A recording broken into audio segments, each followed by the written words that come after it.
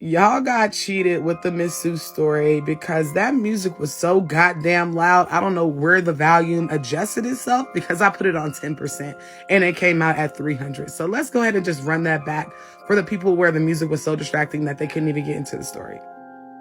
So this came from one of my followers named Nova Hans, and she basically told a story about how she worked in the second oldest psych facility in Philadelphia, Pennsylvania, and she had a patient named Betty, and her roommate name was Sue. One day, out of nowhere, Miss Betty said that she wanted to change rooms. Confused by this, of course, Nova was like, "Why would you want to change rooms? I thought you guys were friends." And Miss Betty politely corrected her and was like, "We are not friends. Okay, we are associates at best." And then proceeds to tell Nova the reason why she wants to change her room is because of the black woman that's been visiting them every night at 10 p.m. like clockwork. So Nova was like, "What black lady?" Right? And Miss Betty says, "Listen, it's a black woman that comes here to visit Miss Sue. She is a young woman in her 20s, dressed very nicely, except she has a noose around her neck, her eyes are missing, and her face is swollen." She also says that the night before she had a terrible nightmare. She knows what Miss Sue did to this young lady, and basically that the young lady let her know that she was coming to collect rent. Okay? And Miss Betty didn't want any parts of it.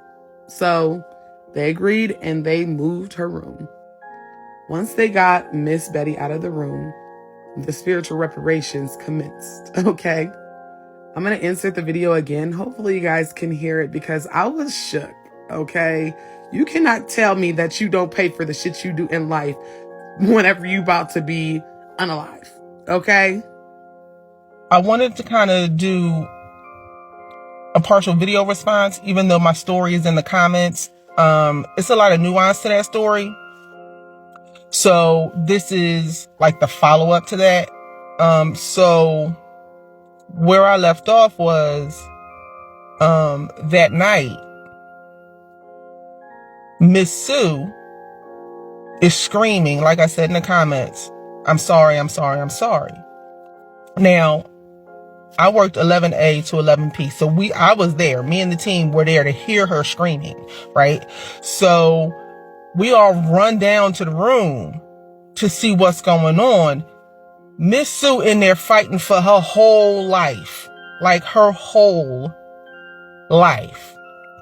Hands is swinging everywhere.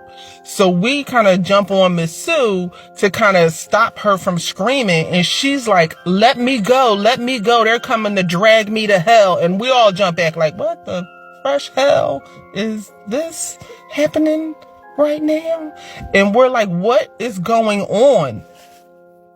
And she says, in her hysteria, still swinging at the air. She's swinging at the air. She says, and it's giving me chills because I clearly remember her saying, "I'm going to hell because I killed this girl." Excuse me? Little Southern white lady? What you just say?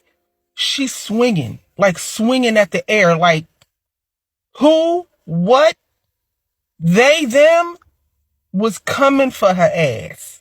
And it was nothing we could do about it. It's literally nothing we could do.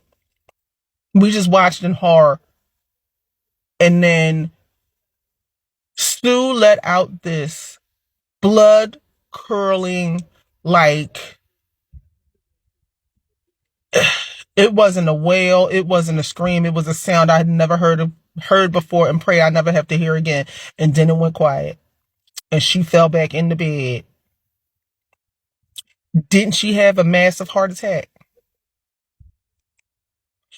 Sue had a massive heart attack. That young lady, that black girl came, and whoever else was involved came and got Sue ass that night. I said, you know what? I don't think I'm going to stay in sight. But I ended up staying in sight. Yeah, so that's really the end of that story. All right, y'all, bye.